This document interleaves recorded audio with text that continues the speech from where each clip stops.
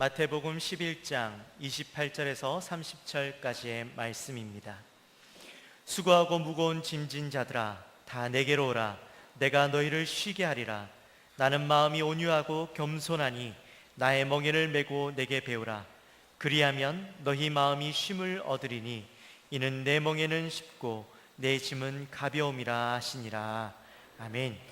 이 시간에는 주 안에서 힐링하십시오 라는 말씀을 가지고 담임 목사님 나오셔서 말씀 증거하실 때에 큰 은혜 받으시기 바랍니다. 한번 따라서 합시다. 주 안에서 힐링하십시다. 쉼을 얻는 시간 되시기를 바랍니다. 날씨가 참 너무 덥습니다. 폭염 속에서도 하나님이 건강을 지켜주시고 우리의 삶을 인도해 주신 것을 감사합니다. 그런데 살아가면서 참 삶이 고달프다, 요즘은 삶이 너무 힘들다, 그렇게들 얘기합니다. 그런데 인간이 살아가면서 피할 수 없는 두 가지 사실이 있어요. 첫 번째는 죽음의 문제입니다. 누구든지 한 번 죽는 것은 정한 이치요 그 후에는 심판이 있을 것이다. 사람은 누구나 죽습니다. 생로병사, 빈부귀천을 물론하고 한 번 왔다가 한 번 가는 건 정한 이치예요. 남녀노소를 불문하고 죽음의 관문을 향하여 우리가 통과합니다. 죽음의 문제를 해결하기 위해서 수많은 사람들이 노력을 해봅니다. 의학이, 과학이 여러 가지로 해결을 해보려 하지만 해결할 수 없는 것이 인간의 죽음이에요. 진시황 같은 분도 좀 죽음을 피해보려고 불로초를 구해봤지만 그 인생도 마지막은 죽음을 향해서 갔어요. 두 번째, 인간이 피할 수 없는 분명한 사실은 고통이라는 거죠. 고통. 인생은 고통. 나면서부터 고해 바다에서 무거운 짐을 지고 세상을 살아나갑니다. 인생의 무거운 짐 해결할 수가 없어요. 철학으로도 과학으로도 의학으로도 돈으로도 해결할 수 없는 이런 문제. 그래서 사람들은 인생의 무거운 짐 때문에 말로 다 할 수 없는 고통의 짐을 지고 지금도 신음하고 있는 거예요. 경제적인 짐, 육체 질병의 짐, 정신적인 질병, 또는 이런 많은 고통의 짐들. 그래서 우리나라 같은 경우도 우울증 환자가 늘어나고 세계 많은 사람들이 우울증 환자가 늘어가요. 스트레스가 쌓이고 정신질환자가 늘어가고, 지금도 우리 대한민국만 하더라도 지금 치료받아야 될 우울증 환자가 인구의 한 5%가 된다는 얘기가 있어요. 10명 중에서 7명은 작게나마 우울증을 앓고 있다고 하는 얘기를 합니다. 이 짐을 견디다 못해서 사람들은 스스로의 문제를 해결하지 못하니까 자살을 시도합니다. 자기 스스로의 문제를 해결하지 못해서. 우리가 지난 주간에도 진보 정치의 상징이었던 모 국회의원이 자살을 하고 말았어요. 생명을 끊고 말았어요. 왜 그랬을까요? 인생의 문제, 그분이 가지고 있는 철학, 그분이 가지고 있는 생각, 이걸 펼쳐가려고 했지만 어쩔 수 없이 그 자신의 문제를 해결하지 못하니까 스스로의 목숨을 끊는 자살로서의 생을 마감했던 것을 보면서, 야, 인간의 무거운 짐은 참 해결해야 된다. 오늘날 우리나라의 자살률은 OECD 국가 가운데서 세계 1위라고 하는 사실. 우리나라가 잘 사는 나라가 되어 있습니다만 지금도 세계 곳곳에 흩어져 있는 많은 민족 중에서 우리 민족은 자살률 1위. 지금 이 순간에도 하루에 40명에서 42명이 죽어가고 있어요. 스스로 목숨을 끊고 있어요. 왜 그럴까요? 인생의 무거운 짐 때문에, 스스로의 문제를 해결할 수 없기 때문에, 그 문제를 해결하려고 몸부림을 치다가 그걸 해결하지 못하기 때문에 스스로의 목숨을 끊는 일이 우리 주변에 일어나고 있어요. 안타까운 사실이죠. 분명한 사실은 사람들이 삶이 고달파서 짐이 너무 무겁다, 인생의 짐이 너무 무겁다, 좀 쉬었으면 좋겠다. 그래서 요즘은 힐링이라는 말을 많이 씁니다. 웰빙이라고 하는 말을 많이 씁니다. 요즘은 웰다잉이라는 말을 또 쓰면서 참 편안하게 행복한 죽음을 맞이할 방법이 없는가, 그렇게 생각을 합니다. 그렇기 때문에 많은 사람들이 무거운 짐 때문에 이 짐을 해결하기 위해서 어떤 사람들은 도피를 해보기도 하고 어떤 사람들은 저 깊은 산 속에 들어가서 그 문제를 해결하려고 몸부림쳐 보기도 합니다. 저는 뭐 TV를 늘 보면서 어떤 분들이 깊은 산 속에서 홀로 생활을 해요. 왜 여기 와서 생활을 하느냐고 물었을 때 자기 인생의 무거운 짐을 해결할 수가 없어서 차라리 깊은 산 속에서 사람과 단절을 하면서 혼자 살려고 했다. 그래서 여기서 치유를 받았다고 그렇게 얘기합니다. 종교적인 의미로서 어떤 분들은 수도원에 가서 명상을 하기도 하고 어떤 분들은 운동을 통해서 어떤 분들은 여행을 통해서 쉼을 얻으려고 하는 힐링을 하려고 하는 그런 방법을 모색하기도 합니다.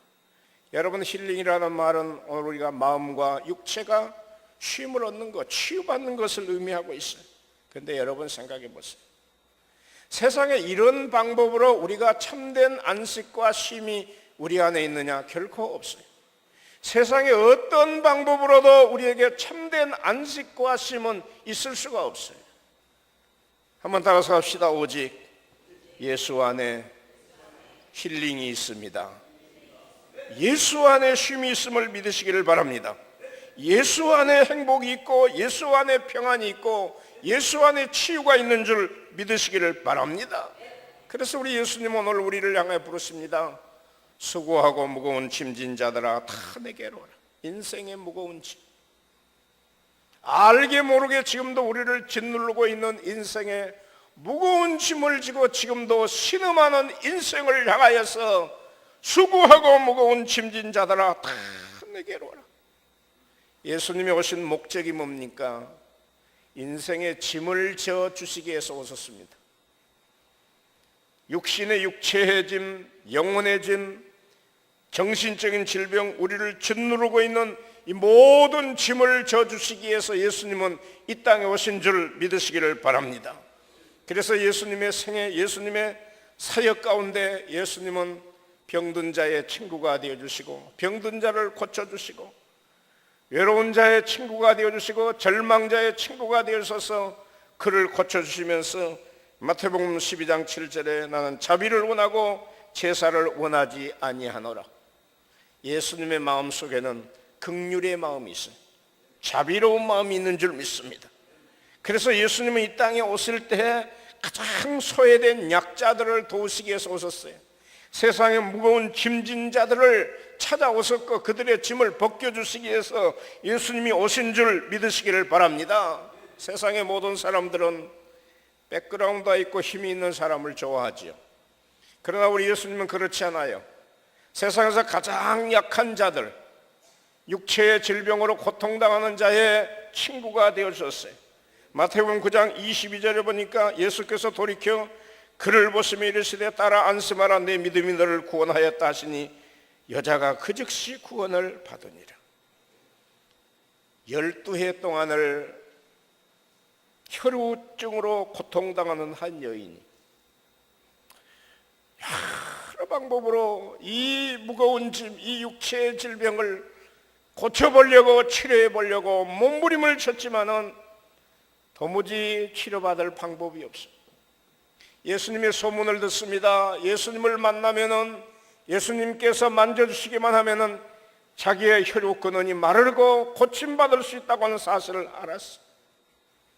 감히 예수님께 찾아 나와서 앞으로도 오지 못하고 살짝이 뒤에 가서 겉옷만 만져도 예수님의 겉옷가만 만져도 나음을 얻을 수 있다고 하는 믿음의 확신이 생겼어요.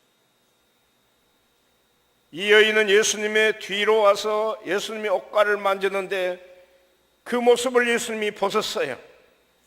그리고 그 여인을 향하여서 말씀하시는 것이 따라 안심하라 내 믿음이 너를 구원하였다 하시니 여자가 그 즉시 고침받고 나음을 얻은 줄 믿으시기를 바랍니다.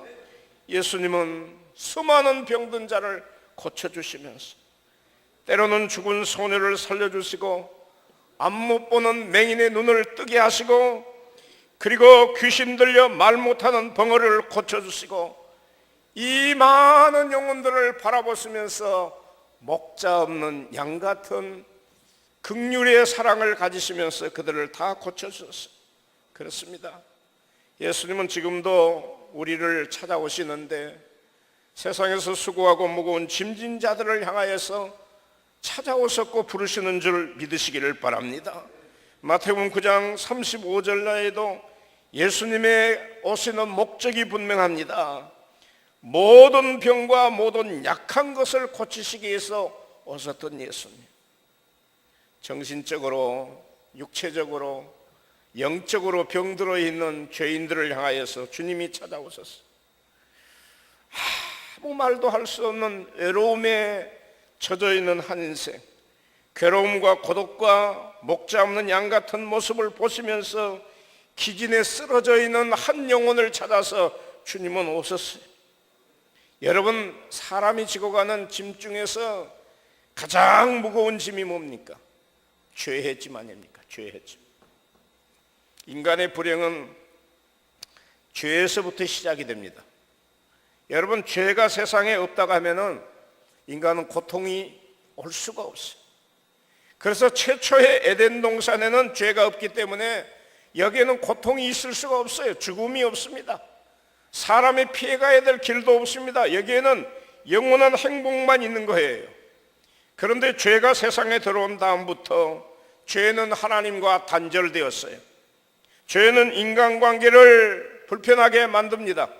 죄는 인생을 절망하게 만듭니다. 그리고 죄라고 하는 것은 육체의 질병도 가져다 줬고 정신적인 질병도 가져다 줬고, 여러분, 죄라고 하는 것은 인간을 무섭게 지금도 짓누르고 있다고 하는 사실이에요. 그런데 우리 예수님은 말씀하시기를 육체의 질병만 고쳐주시는 것이 아니라 죄의 짐을 해결해 주시기 위해서 오셨다. 수고하고 무거운 짐진 자들아 다 내게로 오라. 내가 너희를 쉬게 하리라. 왜 우리의 인생에게 불행이 찾아왔습니까? 하나님을 떠났기 때문에 오는 불행입니다. 여러분, 하나님을 떠난 인생은 절대적으로 행복할 수가 없어요. 하나님을 떠난 인생은 그 자체가 불행이고, 하나님을 떠난 인생은 하나님과 단절되었기 때문에 마귀의 유혹을 받고 마귀의 시험을 받고 마귀가 조종하는 대로 나가기 때문에 사람에게는 무거운 짐, 고통의 짐이 우리를 짓누르고 있습니다. 여러분, 최초의 에덴 동산은 죄가 없고 하나님이 통치하는 나라이기 때문에 거기에는 불행도 없고 고통도 없고 무거운 짐이 없습니다.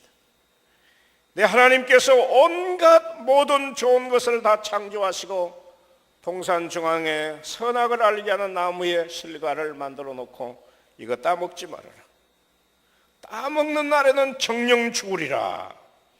뱀이 하루를 시험에서 유혹해서 끌고 가서 그를 시험에 선악과를 따먹게 만드는데, 창세기 3장 6절에 보니까 여자가 그 나무를 본즉 먹음직도 하고 보암직도 하고 지혜롭게 할 만큼 탐스럽기도 한지라. 그 열매 자기가 따먹고 남편 아담에게 갖다 줬어. 눈이 밝아집니다. 그때부터 인간은 불행을 맛보게 되는데 하나님과 단절됩니다. 하나님 무서운 심판을 하시는데 인간에게 고통이라고 하는 수고라고 하는 짐을 지어서 예기치 않은 문제들이 일어나게 만드십니다.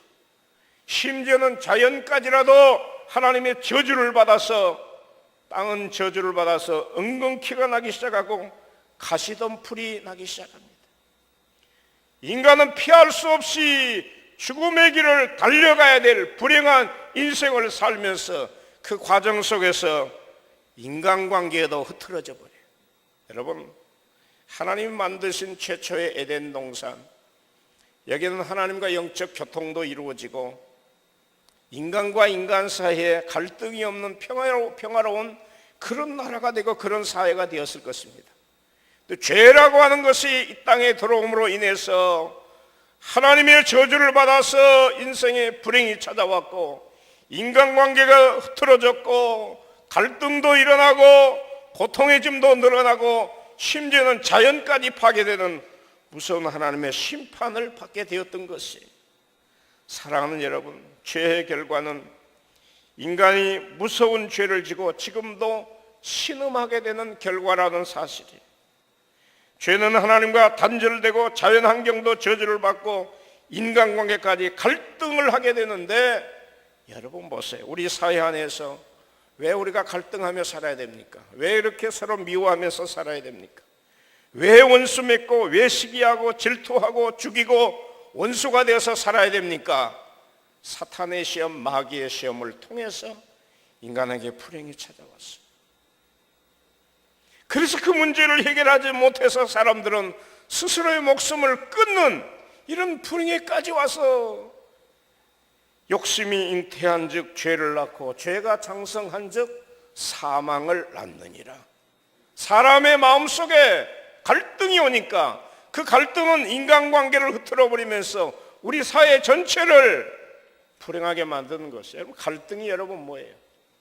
갈등이라고 하는 어원을 보면은 치깔자에다가 등나무 등자를 쓴다고 해요. 마치 칡농쿨이 엉클어지듯이, 등나무가 엉클어지듯이 엉클어진 것이 인간관계 갈등인데, 참 재미있는 것은 갈등 그러면은요, 풀 수 없는 문제 그렇게 이해합니다. 칡농쿨은 오른쪽 도리랍니다. 오른쪽에서 왼쪽으로 돌아가요. 그런데 반대로 등나무는 왼쪽에서 오른쪽으로 돌아가요. 이 둘이 다 합쳐서 서로 막 돌기 시작하면은 풀어갈 수 없는 것이, 이것이 칡농쿨과 등나무가 얽혀 있는 거예요.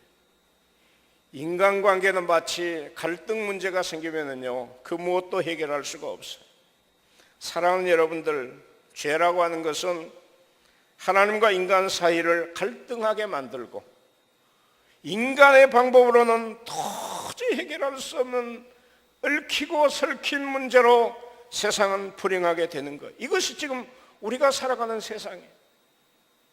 인간의 방법으로 해결할 수 있을까요? No, 없어요. 인간의 힘으로 해결할 수 있을까요? 없어요. 마치 노아 시대처럼 세상의 죄악이 너무나 악했어요. 풀어갈 수가 없어요. 하나님께서 사람 죽이셨음을 한탄할 만큼 세상은 죄악으로 향하여서 얽히고 설킨 문제로 갈등하게 되고, 무거운 짐을 지고 지금도 우리가 지쳐서 쓰러져 가고 있는 줄 믿으시기를 바랍니다. 하나님과의 단절은 인간과의 단절과 갈등을 가져오게 되고, 여기서 서로 미워하고 시기하고 질투하고 죽이는 관계가 되어 있는 것이 인간 살아가는 우리의 삶의 모습이에요. 가장 작은 것부터 큰 문제까지. 그래서 죄라고 하는 것은 인간을 무거운 짐을 지게 하고 그 짐을 해결할 수 없도록 만들어 버렸어요. 세상의 모든 문제가 어디서 풀려야 되느냐? 하나님께서 풀어주셔야 돼요. 죄의 문제가 해결되면은 인간의 갈등의 문제도 해결되고 세상의 모든 문제는 회복되는 줄 믿으시기를 바랍니다. 그런데 죄의 문제를 해결할 방법이 있습니까? 없어요. 사람을 불행하게 만드는 죄의 무서운 짐, 이 무거운 짐은 도무지 해결할 방법이 없어요. 여기에 딱 해답이 있다고 하면 오직 예수님만이 이 짐을 해결해 주시는 줄 믿으시기를 바랍니다. 그래서 예수님은 이 땅에 오신 목적이 분명하는데, 마태복음 9장 12절에 보니까 건강한 자에게는 의사가 쓸데없고 병든 자에게라 쓸데있느니라. 병든 무거운 짐을 지고 있는 우리들을 향하여서 예수님이 오신 줄 믿으시기를 바랍니다. 내가 긍휼을 원하고 제사를 원하지 아니하라 하신 뜻이 무엇인지 배우라. 나는 의인을 부르는 것이 아니요 죄인을 부르러 왔노라. 사랑하는 여러분, 예수님이 오신 목적은 병든 자, 무거운 짐진 자들을 향하여서 오시는 줄 믿으시기를 바랍니다. 의인을 부르는 것이 아니라 죄인을 부르러 왔노라. 인간의 무거운 짐은 예수님만이 해결해 주실 수 있는 줄 믿으시기를 바랍니다. 그래서 누구든지 예수님께로 오면은 우리를 짓누르고 있는 억만가지 죄도 다 벗겨지고 사함 받게 되는 놀라운 은혜를 얻게 되는 거예요. 세상에서 가장 큰 축복이 뭐예요? 감옥에 들어갔다도 때로는 어떤 경우에 사면을 받을 때가 있어요. 사면을 받고 보석으로 석방이 될 때가 있어요. 이건 특별한 방법이에요. 그런데 우리가 예수 앞에 나오면 모든 죄 사함 받은데 시편 32편 있는 말씀처럼 허물의 사함을 받은 자가 최고의 큰 은혜를 받은 사람. 예수님이 오신 목적을 분명히 말씀하는데 하나님이 세상을 이처럼 사랑하사 독생자를 주셨으니 이는 그를 믿는 자마다 멸망하지 않고 영생을 얻게 하려 하심이니라. 사랑하는 여러분들, 오늘 우리를 부르신 주님의 부르심은 우리에게 영생을 약속하시고 우리에게 죄의 짐을 벗겨주시는 주님의 은혜가 있음을 믿으시기를 바랍니다. 예수님께 나오면 진정한 쉼이 있고 예수님께로 나오는 모든 허물이 사함받고 그 죄가 마치 구름같이 안개같이 없어진다. 이사야 44장 22절에서 말씀하고 계세요. 이사야 1장 18절에는 말씀합니다. 여호와께서 말씀하시되 오라 우리가 서로 변론하자. 너희 죄가 수온 같을지라도 눈과 같이 혀질 것이요 진홍같이 붉을지라도 양털같이 희게 될 것이다. 사랑하는 성도 여러분, 예수님께로 나오면은 과거의 주홍같이 붉은 죄, 진홍같이 붉은 죄라도 흰눈같이 양털같이 용서해 주시고 그 짐을 다 벗겨주시는 줄 믿으시기를 바랍니다. 예수님 오늘 우리를 부르시는데 내가 너희를 쉬게 할 것이다. 세상에서 이 말씀보다 더 다정한 말씀이 어디 있겠어요? 고통당하는 인생에게 내가 너를 쉬게 할 것이다. 그렇습니다. 예수 앞에 나오면은 모든 죄 사함받고 모든 짐 벗겨지고 예수 앞에 나오면 참 안식이 있는 줄 믿으시기를 바랍니다. 영육이 고침받고 주 안에서 참된 쉼을 얻을 수 있는 유일한 축복을 우리에게 허락해 주셨으니 얼마나 감사해요. 예수님은 오늘 우리에게 말씀합니다. 요한복음 7장 37절에 나를 믿는 자는 성경에 이름같이 그 배에서 생수의 강이 넘쳐 흐를 것이다. 인생의 목마름으로 무거운 짐을 지고 갈등하고 갈증하는 인생들에게 생수의 근원 되신 예수님이 오늘 우리를 만나주시고 우리의 짐을 벗겨주시는 줄 믿으시기를 바랍니다. 요한복음 6장 35절에는 말씀하시기를 예수께서 이르시되 나는 생명의 떡이니 내게 오는 자는 결코 줄이지 아니할 터이요 나를 믿는 자는 영원히 목마르지 아니할 것이다. 예수께로 나오면은 생명의 떡이신 그 예수님 때문에 굶주림이 없는 줄 믿으시기를 바랍니다. 우리의 이 놀라운 하나님의 축복과 약속이 있으니 우리가 얼마나 행복한 사람. 예수님께로 나오면은 과거의 죄도 용서받고 오늘 현재의 죄도 용서받고 미래의 죄도 용서받고 우리를 짓누르고 있는 모든 죄가 다 사함받고 정죄함을 당하지 않는 줄 믿으시기를 바랍니다. 그래서 시편 32편에 보니까 허물의 사함을 받고 자신의 죄가 가려진 자가 복이 있다. 마음에 간사함이 없고 여호와께 정죄를 당하지 않은 자는 복이 있다고 말씀. 얼마나 감사합니까?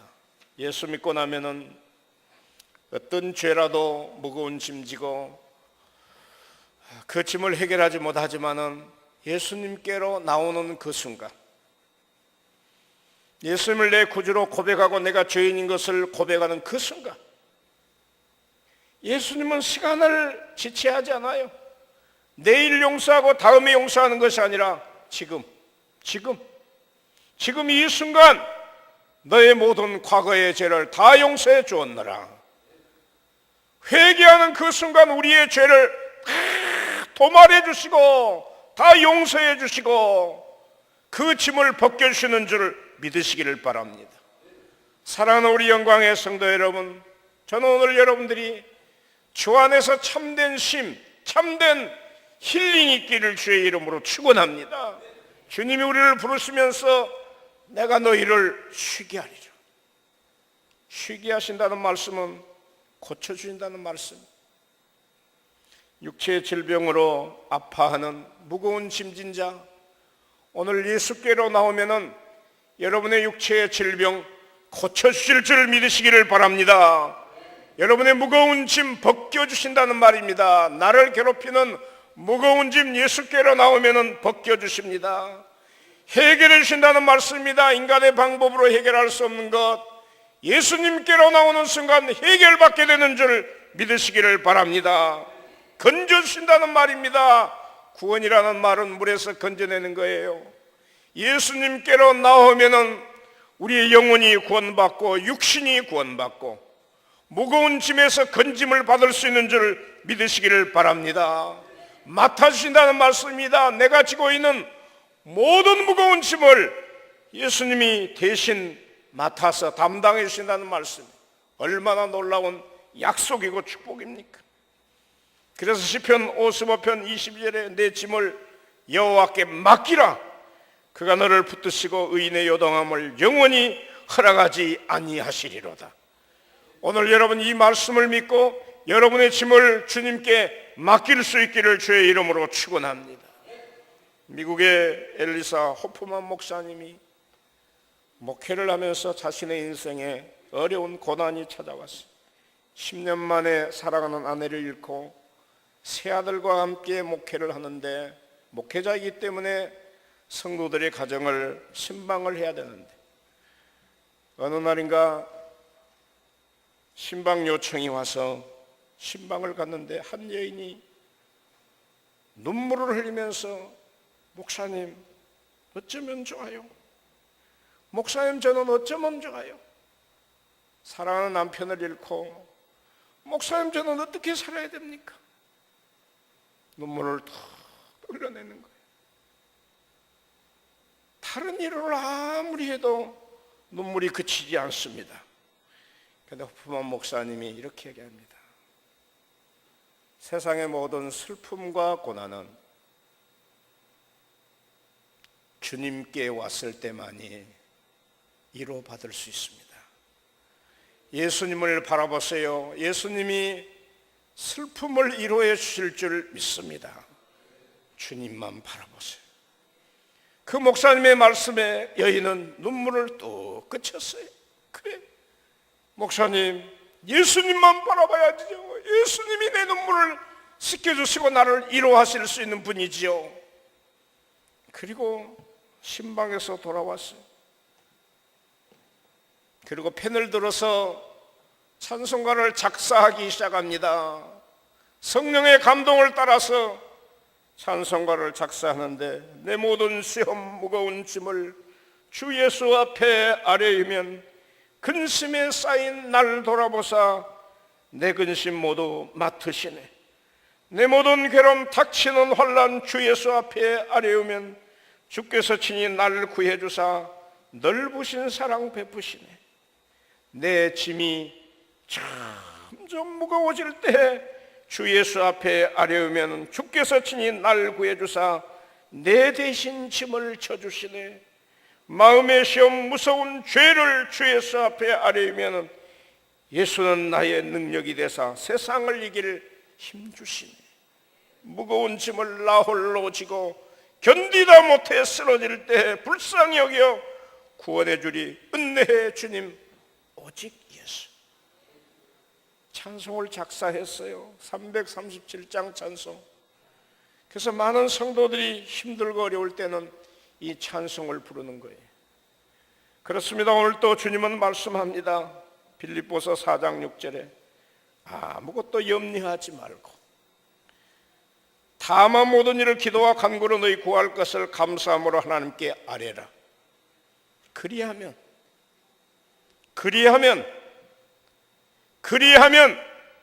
모든 지각에 뛰어난 하나님의 평강이 그리스도 예수 안에서 너희 마음과 생각을 지키시리라. 우리의 무거운 짐, 억누르고 있는 이 짐, 염려, 근심, 걱정하지 말고 기도로 맡겨라. 기도로 맡겨라. 여러분 얼마나 무거운 짐을 지고 힘들어하고 계십니까? 여러분 얼마나 고통스럽게 지금 인생을 살고 있습니까? 그 누구하고도 얘기할 수 없는 무거운 짐이 여러분을 아마 짓누르고 있을 것입니다. 주님 오늘 여러분들을 찾아오셔서 말씀합니다. 그 짐 내게 맡겨라. 염려하지 말고 맡겨라. 예수님은 치유자가 되심을 믿으시기를 바랍니다.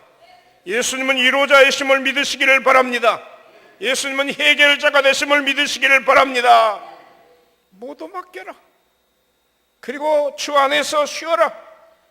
기도함으로 맡기시고 돌아가시기를 주의 이름으로 축원합니다.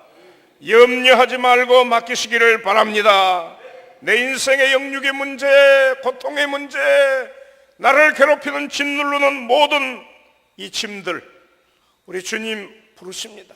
수고하고 무거운 짐진 자들아 다 내게로 오라. 내가 너희를 쉬게 할 것이다. 예수님을 만나시기를 바랍니다. 예수님께 여러분의 인생을 맡기시기를 바랍니다. 세상의 어떤 방법으로도 영원한 쉼이 없어요. 거기에 힐링이 있지 않아요. 주 안에서 힐링을 해야 됩니다. 예수 안에 힐링이 있는 줄 믿습니다. 좋은 장소가 환경이 우리를 쉬게 만드는 것이 아니라 오직 예수 안에서 주일이면 교회 와서 예배하고 성도들과 교제하는 가운데서 나도 모르는 사이에 내 인생에 무거운 짐이 다 벗겨져. 사랑하는 우리 영광의 성도 여러분, 주님이 여러분들을 향하여서 수고하고 무거운 짐진 자들아 다 내게로 오라. 내가 너희를 쉬게 하리라. 이 짐을 주님께 맡기고 돌아가시기를 예수 이름으로 축원합니다. 하나님 아버지, 말 못할 인생의 고통의 짐, 이 짐을 해결하지 못하여 사람들은 스스로 목숨을 끊기도 하고 이걸 해결해 보려고 몸부림쳐 봅니다. 그러나 세상에는 완전한 치유가 없습니다. 오직 예수 안에 치유가 있음을 믿습니다. 예수 안에 힐링할 수 있음을 믿습니다. 오직 예수 안에 있습니다. 오직 주 안에 있습니다. 오직 주님이 나의 힘이십니다. 오직 주님이 나의 위로자이십니다. 오직 주님이 나의 치유자이십니다. 오직 주님만 의지합니다. 내 짐을 맡아 주시옵소서. 예수님의 이름으로 간절히 기도드리옵나이다. 아멘.